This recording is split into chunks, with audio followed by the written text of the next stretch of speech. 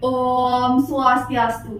Perkenalkan, saya Putu Krisna Santika Putri dari kelas 1243 nomor absen 30. Pada kesempatan kali ini saya akan menyampaikan materi singkat berdua mengenai perlindungan dan penegakan hukum di Indonesia. A. Hakikat perlindungan dan penegakan hukum. Perlindungan hukum dimaknai sebagai daya upaya yang dilakukan secara sadar oleh setiap orang maupun lembaga pemerintah dan swasta yang bertujuan untuk mengusahakan pengamanan, penguasaan dan pemenuhan kesejahteraan hidup sesuai dengan hak-hak asasi yang ada.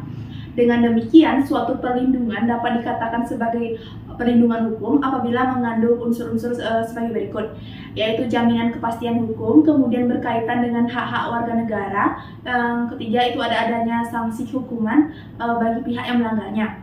Salah satu contoh perlindungan hukum yaitu perlindungan hukum terhadap konsumen yang dimana itu diatur dalam UU RI nomor 8 tahun 1999 tentang perlindungan konsumen. Sedangkan penegakan hukum itu merupakan syarat terwujudnya perlindungan hukum. Kepentingan setiap orang akan terlindungi apabila hukum yang mengaturnya itu dilaksanakan baik oleh masyarakat ataupun aparat penegak hukum. Misalnya perlindungan hukum konsumen akan terwujud apabila Undang-Undang Perlindungan Konsumen itu dilaksanakan. Kemudian perlindungan dan penegakan hukum itu sangat penting dilakukan karena dapat mewujudkan hal-hal berikut, yaitu tegaknya supremasi hukum, kemudian tegaknya keadilan, kemudian mewujudkan perdamaian dalam kehidupan di masyarakat. Nah, keberhasilan proses perlindungan dan penegakan hukum tidaklah semata-mata menyangkut ditegakkannya hukum yang berlaku, akan tetapi sangat bergantung pada beberapa faktor, yaitu hukum, kemudian ada penegak hukum, ketiga itu masyarakat, dan kebudayaan.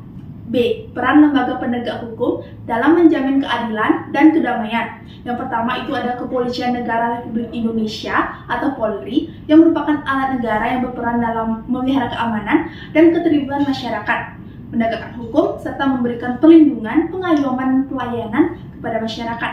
Yang kedua itu ada Kejaksaan Republik Indonesia. Itu merupakan lembaga negara yang melaksanakan kekuasaan negara, khususnya di bidang penuntutan serta kewenangan yang berdasarkan undang-undang. Yang ketiga itu adalah hakim.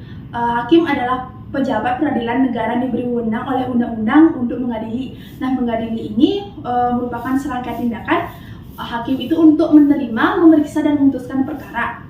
Kemudian yang keempat itu ada advokat. Advokat itu adalah orang yang berprofesi memberi jasa hukum baik di dalam maupun di luar pengadilan. Nah, jasa hukum yang diberikan itu berupa memberikan konsultasi hukum, bantuan hukum, kemudian melakukan tindakan hukum.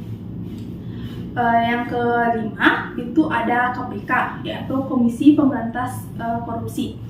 KPK merupakan lembaga yang didirikan pada tahun 2002, yang dimana lembaga ini dibentuk dengan tujuan untuk meningkatkan daya guna dan hasil guna terhadap upaya pemberantasan tindak pidana korupsi. Nah, undang-undang yang mengatur tentang lembaga perlindungan dan penegakan hukum di Indonesia adalah UU nomor 2 tahun 2002 tentang Kepolisian Negara Republik Indonesia. Kemudian ada UU nomor 16 tahun 2004 tentang Kejaksaan Republik Indonesia. Kemudian ada UU nomor 48 tahun 2009 tentang kekuasaan kehakiman, dan UU nomor 18 tahun 2003 tentang advokat, serta UU nomor 30 tahun 2002 tentang Komisi Pemberantasan Tindak Pidana Korupsi. C. Dinamika pelanggaran hukum. Pelanggaran hukum adalah berupa perbuatan yang tidak sesuai atau melanggar larangan-larangan yang ditentukan oleh aturan hukum. Beberapa contoh pasal yang mengatur tentang pelanggaran dalam KUHP adalah pelanggaran keamanan umum bagi orang atau barang dan kesehatan pada pasal 489 sampai 502. Kemudian ada pelanggaran ketertiban umum, itu pasal 503 sampai 520. Kemudian ada pelanggaran terhadap penguasa umum, itu pada pasal 521 sampai 528. Nah, sanksi tersendiri diatur dalam pasal 10 Kitab Undang-Undang Hukum Pidana, yaitu hukuman pokok dan hukuman tambahan.